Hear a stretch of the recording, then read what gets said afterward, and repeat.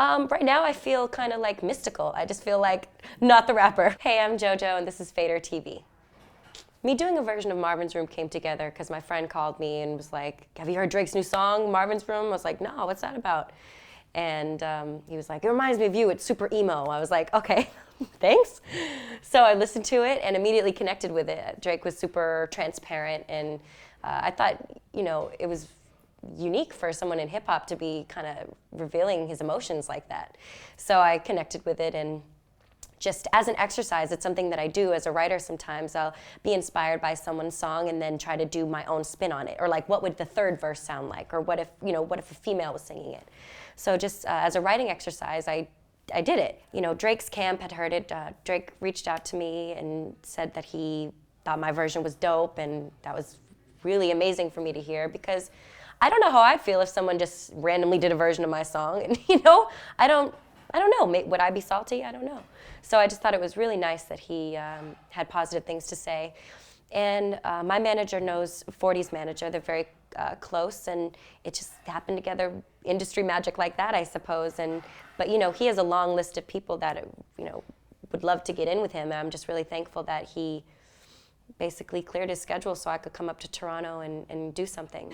Agape, just a really ugly name, right? Agape, JoJo, here I am, blah, gross. No, it's Agape, which means unconditional love. And I actually just adopted a dog and named her Agape. I got her from a shelter in downtown LA, and she was rescued from a kill shelter, and I fell in love with her the moment I saw her. It came together in like 2 weeks, basically. Me and my friend Austin Brown, who's a really cool artist, just put out a mixtape. It's called Highway 85.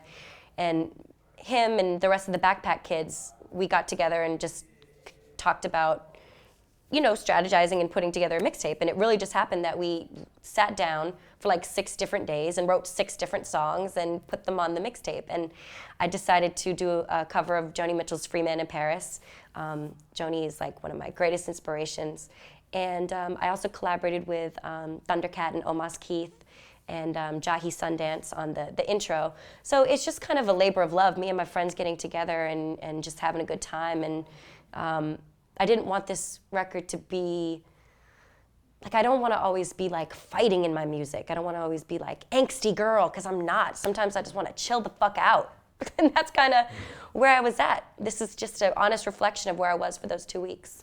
Just in the past year, I've really started to take my voice seriously. When I was younger, never thought about it, didn't treat it as a gift.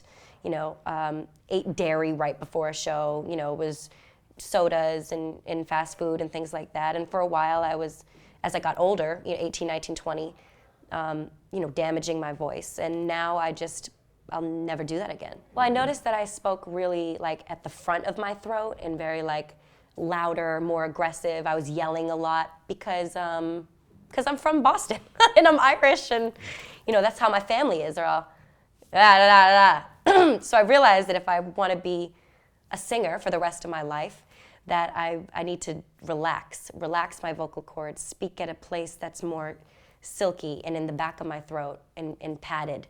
And I learned that actually from a great vocal, not a vocal coach, but a throat strengthener, kind of. That sounds weird, but his name is Gary Katona. He's worked with everyone from Joni Mitchell to Whitney Houston, and just put me on to some really interesting things about where you place your sound and how it comes out. I was creatively involved in my first 2 albums when I was 13 and when I was 15, but I didn't even have my first kiss until I was nearly 15. You know what I mean? I was very naive and still am. Still hear about these wild parties and people doing coke and stuff, and I'm like, well, I'm never there. I don't see this stuff. I'm like really in my own little bubble of just like, you know what I'm saying? Like if I get drunk one night, I'm like, ooh, I'm crazy, huh? Not really.